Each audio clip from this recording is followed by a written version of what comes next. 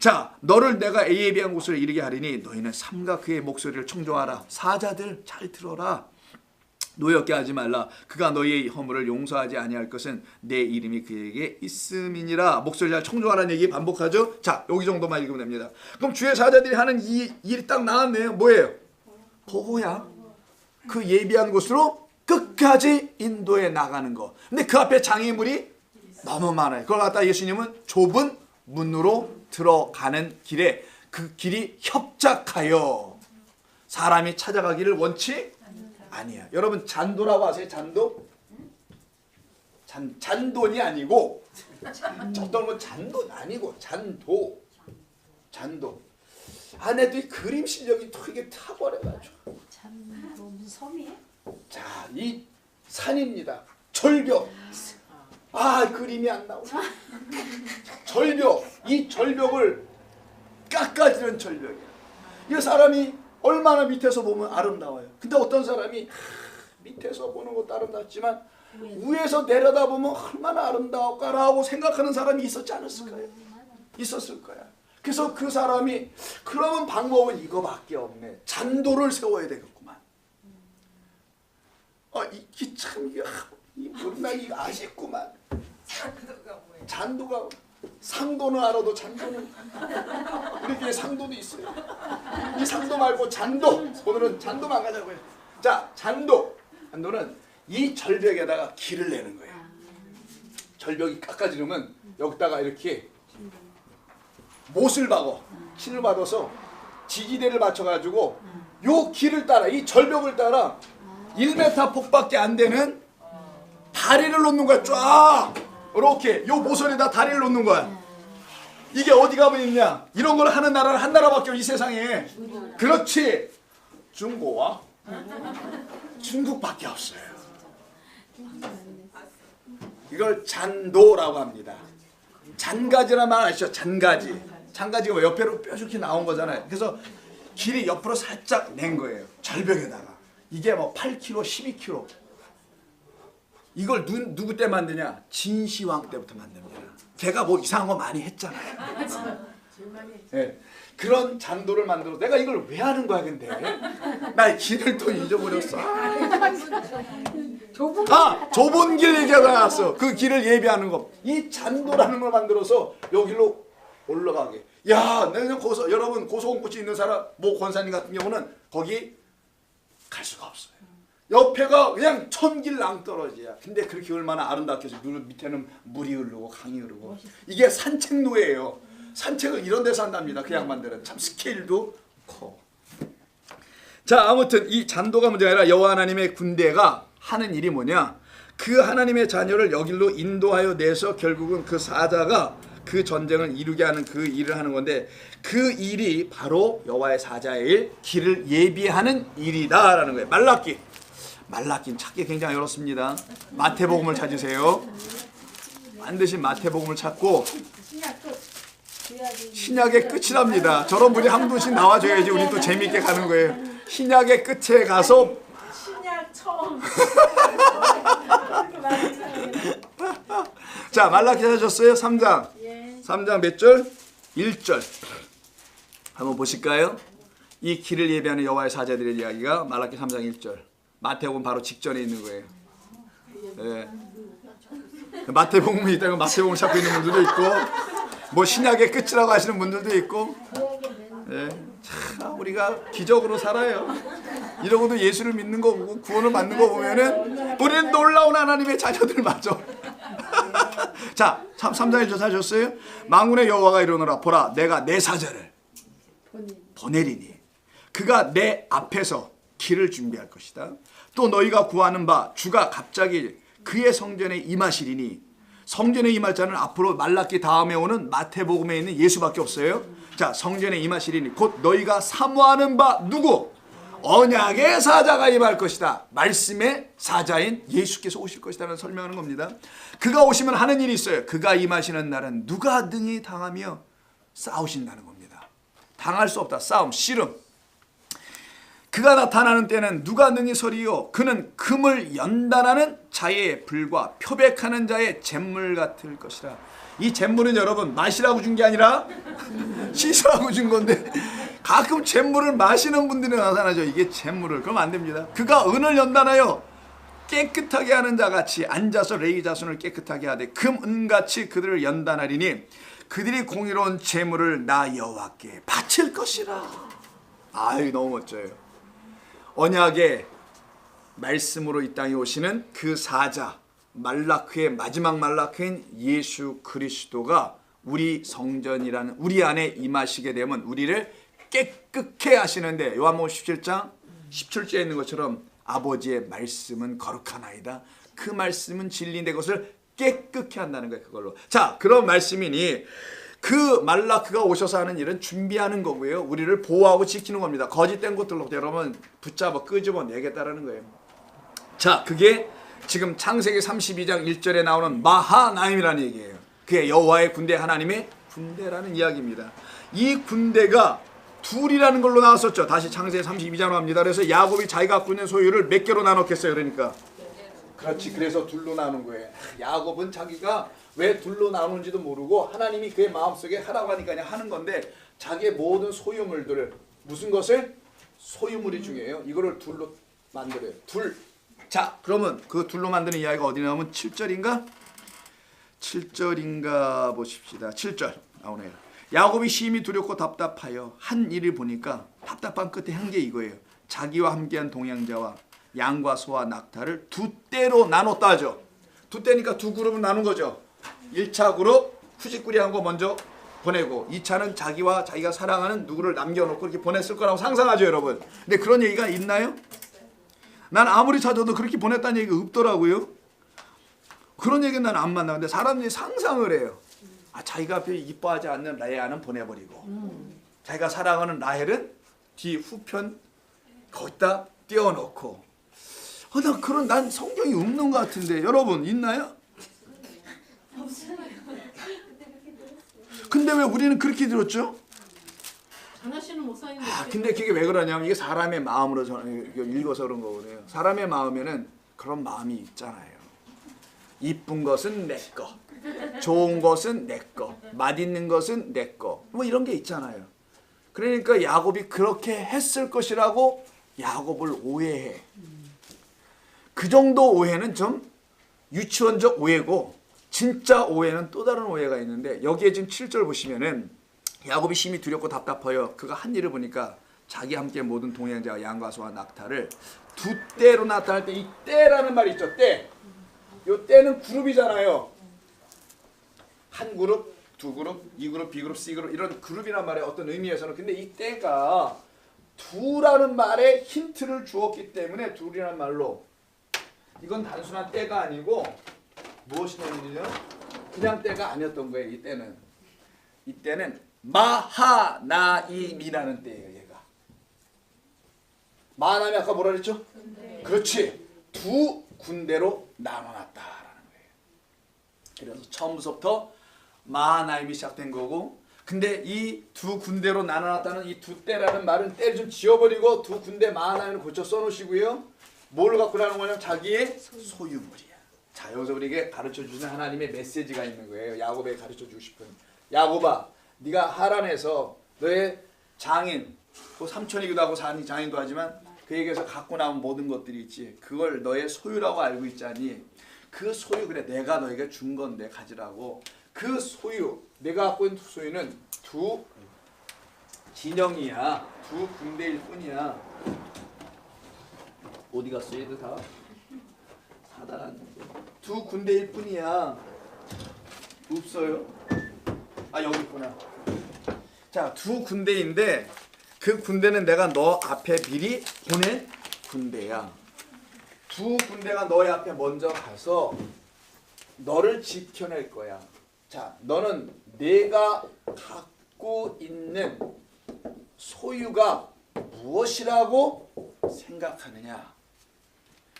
여러분이 갖고 있는 지금의 그 소유가 무엇이라고 생각하느냐라는 질문과 같은 건데, 야곱이 갖고 있는 소유는 하나님이 주신 것, 여러분이 갖고 있는 소유도 하나님이 주신 것이라고 여러분이 알고 있다라면, 여러분이 갖고 있는 동행자, 함께 같이 인생을 살아가는 여러분의 가장 가까운 분들이 있죠. 그런 분들, 재산, 갖고 있는 물건들이든 뭐든 옛날에 낙타니까 지금 뭐 차 뭐 이런 등등의 모든 소유물들은 도대체 무엇이냐라고 묻는 겁니다. 잘 들어보세요. 왜 이렇게 질문이 가능하냐면 이 소유물을 두 대로 나눴는데 이게 단순한 소유물이 아니라 마하나임이라고 나눠놨다라는 거예요. 마하나임은 군대예요. 근데 그 군대는 시작 자체가 여호와의 사자를 둘로 나눠서 생긴 군대일 뿐입니다. 야곱에게 가르쳐 준 거예요. 야곱아, 너는 내 소유를 둘로 나눠서 너 살 길을 찾아보려고 하고 있지. 아니다. 그런 생각을 내가 미리 알고 있게. 나는 너에게 이것을 주고 싶었던 거야. 나의 군대가 너에게 소유가 되기를. 여호와라는 사자가 너에게 눈이 열려 보여지면 너를 지키는 언약의 사자라는 걸 알게 될 거고, 그리고 그로 말미암아 너는 참된 네가 소유해야 될 것이 무엇인지를 알게 되는데, 그게 바로 네가 가져야 할 마하나임이라는 그때 그 군대 그 진영을 너는 갖고 있다는 사실을 너는 나중에 가서 알게 될 거야. 그래서 너를 위해 너 앞에 먼저 보내준 사자는 나의 군대, 너를 위하여 싸우는 나의 군대일 뿐이야. 근데 너는 지금 그게 안 보여. 보이지가 않아. 그래서 하나님의 군대는 보여질 수가 없는, 보이지 않는 군대예요. 여러분, 보이지 않는 군대가 한둘입니까 성경에? 열왕기하 6장에 보시면 안 찾을게. 여러분, 엘리사 때입니다. 아람 군대가 쳐들어왔어요. 성을 에워쌌어요. 그 사실 아시죠 여러분? 근데 그 엘리사의 사환 몸종이 아침에 일어나 나가보니까 오줌을 누타고 보니까, 이거 제가 꾸민 겁니다. 어멈 세상에 오줌이 나오다가 멈춰버려. 아람 군대가 다 에워싸버린 거예요. 오줌이 쑥 들어가 버렸어요. 오줌을 그냥 누타 말고 뛰어들어가서 엘리사에게, 엘리사 선생이요, 큰일 났습니다. 우리 교육부제 난리가 났습니다. 왜 그러냐 했더니 아람 군대가 우리를 다 에워쌌습니다 했더니 엘리사가 불쌍한 것, 안타까운 놈. 엘리사가 그 사환에서 기도하죠. 하나님, 저의 눈을 띄워주옵소서. 그가 눈을 확 짝더니 뭐가 보여요? 그렇지, 불말과 불병거가 눈에 보이더라. 하나님의 군대가 보이는. 하나님의 군대는 눈에 보일 수가 없는데 함께하고 있는 군대라는 사실을 야곱은 자기가 소유하고 있는 것이 무엇인지 모르는데, 그가 소유하고 있는 건 이 물건들이 아니라 하나님이라는 사실을 모르고 있어서 사자를 먼저, 말라크를, 천사를 먼저 보내요. 그 천사가 그의 눈에는 군대로 보이게 해서 너를 지키고 너의 앞서 있는 너가 소유할 것은 나야, 이걸 가르치고 있는 거예요. 그래서 그 단어를 설명하기 위해서, 그가 가져야 될 소유물이 하나님의 군대라는 걸 알려주기 위해서 그의 소유물도 캠프라는 단어로 마하나임을 똑같이 써버리는 겁니다, 하나님께서. 그래서 설명해 주는 거예요, 자꾸만. 이게 지금 마하나임에 담겨있는 이야기죠. 그래서 어떻게 됩니까? 그는 살아나게 되는 이야기가 앞으로 계속 나오잖아요. 그래서 나눠놨던 거예요. 혹시 형이 나를 어떻게 해줄까? 감정을 풀고 어떻게 해줄까? 용서해주고 나를 받아줄까? 그래서 용서해주고 받아달라고 3절, 5절, 9절을 보시면 공통점이 하나 나와요. 뭘 구합니까? 이거 계속 359에서. 그렇지, 은혜를 구하는 거예요. 은혜 아니면 살아갈 수가 없네. 우리 찬양 아침에 썼죠? 그 은혜예요, 은혜. 자, 은혜를 헨이라고 합니다. 이렇게 써요. 맨 마지막에 나오면. 근데 이게 중간에 들어가면 이렇게 쓰게 됩니다. 똑같은 글자인데 둘 다 헨이라고 읽어요. 자, 마, 하, 나, 임에 헨이 있어요, 없어요? 자, 이게 보이지 않게 가운데 색이 있어요. 하나님의 군대라는 이 말 속 안에는 단수가 돼서 마하네가 되든 복수가 돼서 마하나임이 되든 아니면 엘레에 있는 에나하임이든 뭐든 간에 헨이 담겨 있단 말이에요. 은혜, 하나님의 은혜를 이 마하나임이라는 군대를 통하여서 야곱에게 체험케 하고 알게 하고 보여주시려고 하시는 하나님의 일하심이 이 가운데 담겨 있는 겁니다. 그래서 마하나임, 헨이 있었던 거예요. 그래서 은혜를 계속 구합니다. 이가 결국 은혜를 받을 수밖에 없게 되겠죠. 그래서 받게 되는 이야기, 받게 되는 이야기는 그가 살아나는 이야기 정도의 차원이 아니라는 거예요. 그것을 말씀해 주는 것이 10절 이하입니다. 자, 마하나임은 그가 소유해야 될 하나님의 군대였으며 보이지 않는 군대였으며 그래서 보이지 않는 하나님의 전쟁, 영적 전쟁을 그의 안에서 이루셨으며, 그래서 여리고 성도 무너지는 거예요. 그런 방법으로 미디안과의 그 기도원의 싸움에서 이상한 방법으로 횃불과 항아리로 승리하게 하는 거예요. 그게 보이지 않는 하나님의 전쟁이 늘 앞서 우리 가운데 있다는 사실을 알게 하고, 야곱이 그날 은혜를 베풀어 달라는 기도를 하니 하나님께서 응답을 12절에 주시죠. 주께서 말씀하시기를 내가 반드시 내게 은혜를 베풀어 내 씨로 약속한 게 다시 나오네. 바다의 모래와 같이 만들겠다. 야곱이 거기서 밤을 지내고 그의 소유 중에서 형 에서를 위해서 다 나눕니다. 먼저 보내요. 그리고는 20절에서 뭐라고요? 제발 이렇게 해줬으면 하는 소망으로 갑니다. 야곱이 말하기 20절, 내가 내 앞에 보내는 예물로 형의 감정을 푼 후에 대면하면 형이 혹시 나를 뭐 해줘요? 받아주지 않을까라고 이가 생각할 때, 이때 감정을 풀다. 아까 우리 말하다가 말았는데 기독교는 감정 푸는 거 아니죠? 근데 감정을 푸는 예배 같은 거 많이 있어요. 보면은 눈물을 바짝 흘려놓게 만들어. 눈물을 그냥 쏙 뺀다고 하죠. 이런 예배를 막 드려. 그런 게 아니에요, 여러분. 감정을 푸는 게 아닙니다. 이때 감정을 풀다 볼까요? 도대체 뭘 푸는 건가? 이 풀다라는 단어가 중요한 단어인데 카파르라고 해요. 카파르. 이 단어가 처음으로 쓰여진 것은 창세기 6장 14절. 방주를 질 때 방주를 코페르란 나무로 짓게 하고요. 기억 좀 나시나요, 옛날 거? 그리고 그 안팎에 뭘 발로? 그렇지. 배를 다 짓고 집사님 그걸 그대로 물에 띄우면 어떤 일이 벌어지지 아세요? 뜨기는 하겠지. 가다가 물을 흠뻑 먹어가지고 가라앉아요. 그래서 역청을 안팎으로 바르게 하신 것은 바르게 하신 것은 뭐하기 위해서? 방주에 탄 사람들을 구하기 위해서지. 살려내고 보호하고 지키고 구원해 내기 위해서. 그래서 방주를 하나님께서 짓게 하시고 거기에서 역청을 바르다. 그 바르다 어디 갔어? 파타로 안 썼군. 카파르. 이 카파르라는 이 단어가 바르다, 칠하다라는 단어로 거기서 번역이 되어 있지만 사실은 덮어버리다예요. 뭐를 덮어야 되나요? 우리의 죄를 덮는 거예요, 사실은. 그래서 이 카파르를 발음을 케파르라고 발음하면 속죄소. 속죄소는 아이 이상하다. 이거 있죠, 박스. 네, 박스. 언약궤. 언약궤 위에 뚜껑이 있죠. 천사가 그룹이 이렇게 있고 이 뚜껑을 갖다가 씌은 좌 덮었다. 이 안에 뭐가 있어요? 말씀이라는 언약, 항아리 뭐 등등 있지만 나중에는 뭐만 있는 걸로 나와요? 돌판만 있는 걸만 나오죠. 자, 십계명이라는 돌판이 보여지면 안 되도록 덮어놔요. 왜? 보여지면 그것이 우리를 정죄하기 때문에. 십계명 우리에게 정죄의 능력이 있어요. 죄를 묻는 능력. 이걸 덮어놔. 그래서 시은 자, 은혜가 보여지는 자리다. 은혜가 앉는 자리다. 아니면 속죄소, 용서해주는 곳이다 라고 하는 거예요. 이 뚜껑을 갖다가. 이 뚜껑에서 카파르가 동사로 쓰이면은 덮다, cover, 몸을 가리다, 감추어 놓다. 여러분의 흉악한 죄를 덮어주시다. 이게 카파르. 그 배에 안팎을 역청을 칠해 발랐다는 이 말은 속죄한다는 테바라는 방주를 우리에게 주심으로, 테바 그리스도라는 우리가 타야 할 방주를 주심으로 우리가 그로 말미암아 속죄함 얻었네. 주 예수 내 주를, 그러니까 내 주가 나를 속죄하셨다는 찬송을 부를 수 있도록 하게 하시는 카파르가 여기서 나오는 거예요.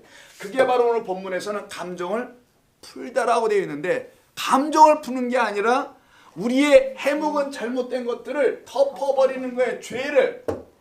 그걸 카파르라고 하는 거예요. 자, 그러면 이 카파르로 인해서 덮어진단 말이에요.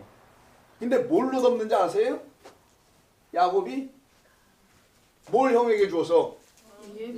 그치, 예물. 맞아요. 예물을 줬어요. 예물로 덮자. 이렇게 우리 이걸로 퉁쳐. 이걸로 덮어. 이걸로 이제 우리 읊는 걸로 칩시다. 이런 말을 쓰죠. 그때 그러면 그 상대가 듣기에 그럼 괜찮은 거 정도가 돼야지 예물로 받든지 말든지 할 거 아니에요. 아니 볼펜 한 장 사다 주고 이걸로 퉁칩시다. 자기는 만년필을 부러뜨려 놓고서는 이러면 되지 않잖아요. 최근에 우리는 개들이 물른다 이상한 사건이 있는데 아니 이런 걸 하고 퉁치면 안 되잖아요. 아유 걔 물렸어. 그러면 안 되지. 서로